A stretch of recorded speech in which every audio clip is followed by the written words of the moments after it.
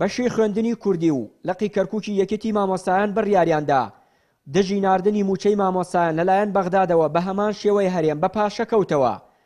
سبەی لەناو قوتابخانەکانی خوێندنی کوردی مانگرتن ئەنجام دەدەن و وانە ناڵێنەوە.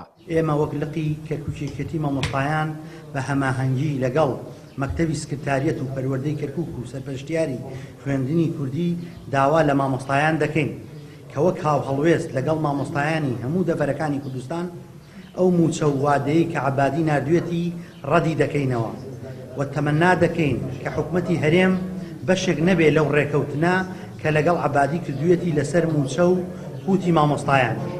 وەک وادەمان دابوو پێشتر وەک یەکەم هەڵوێستمان مانگرتنێکی گشتی نەک بایکۆت لە قوتابخانەکان.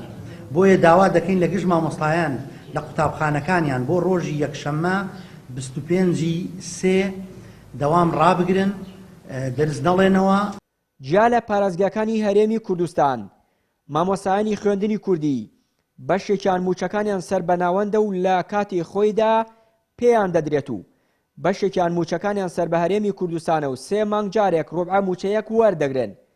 هەر ئەمەش وای کردووە مامۆستایان داوا بکەن ڕاژەکانیان بچێتەوە سەر حکومەتی ناوەند.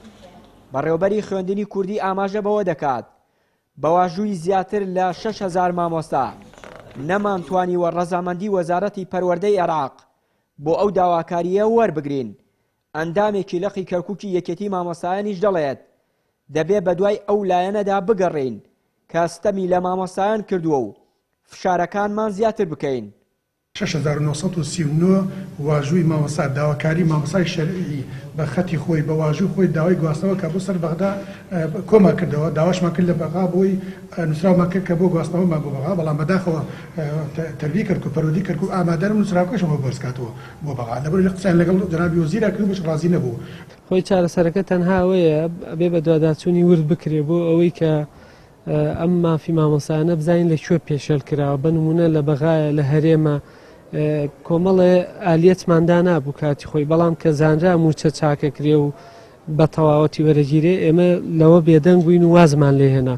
بەڵام کە ئێستا لە چۆنەڵێ لە شەو ڕۆژێکدا بارودۆخەکە گۆڕا، ئێستا پێویستە دووبارە پێداچوونەوە بۆ بڕیارانە بکەین و پێویستە هەنگاوەکان چڕتر بکرێنەوە، لە ڕۆژێکە چڕ نەکرێتەوە، پێویستە بکرێ بە 2 ڕۆژ بە 3 ڕۆژ یان بە هەفتەیەک. ئەگەر بارودۆخی کەرکووک وەهانە بواە ئێمە لەگەڵ ئەوە بووین کە هەروەکو سلێمانی یان شوێنەکانی تر بایکۆتی بەردەوام بێ. بەڵام ڕەچاوگرتنی بارودۆخەکە لە کەرکووک هەندێ مراعاتی بابەتەکان کردو. لە دوای ساڵی 2003 و دامەزراندنی بەشی خوێندنی کوردی لە پەروەردەی کەرکووک مامۆستایان لە نێوان بەرداشی هەرێم و ناوەندان نە هەرێمی کوردستان بە جدی ئاور لە کێشەکانیان دەداتەوە و نە حکومەتی ناوەندیش گوێ لە داواکاریەکانیان دەگرێت. هەر بۆیە مامۆستایانی خوێندنی کوردی نەدەتوانن بایکۆت بکەن لەبەر هەستیاری شارەکەیان، نە حکومەتی هەرێمیش هەست بەو بارودۆخە دەکات کە مامۆستایانی خوێندنی کوردی وانەی تیادا دەڵێنەوە. چیانووری کەناڵی ئاسمانی پەیام، کەرکووک.